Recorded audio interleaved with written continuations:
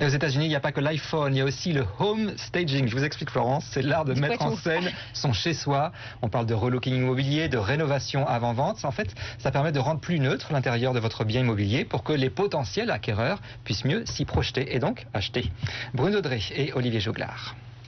Donc voilà l'entrée que vous connaissiez, qui était mauve.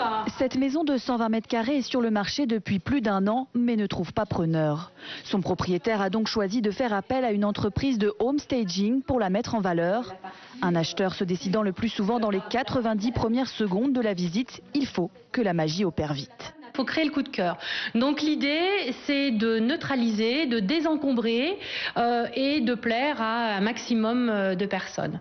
Le salon a été réorganisé autour de la cheminée, les peintures refaites et l'escalier revu et corrigé.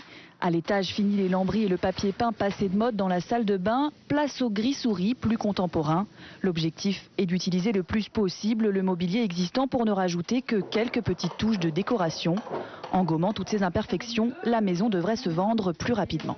Une maison qui a du vécu et qui n'est pas passée par nos services, mais en moyenne, 6 mois, maximum 1 année et demie, mais avec justement les services d'AVO et puis des conseils d'agences immobilières, nous arrivons à un temps de vente de maximum 90 jours.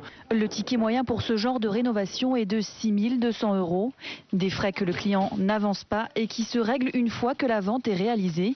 Finalement, le seul risque est de redécouvrir son logement et de ne plus vouloir le quitter. Et BFM TV est partenaire du Figaro Magazine pour un dossier spécial immobilier que vous pouvez retrouver dans le numéro de ce week-end. Alors on va lire avec attention, c'est très intéressant. On va revenir sur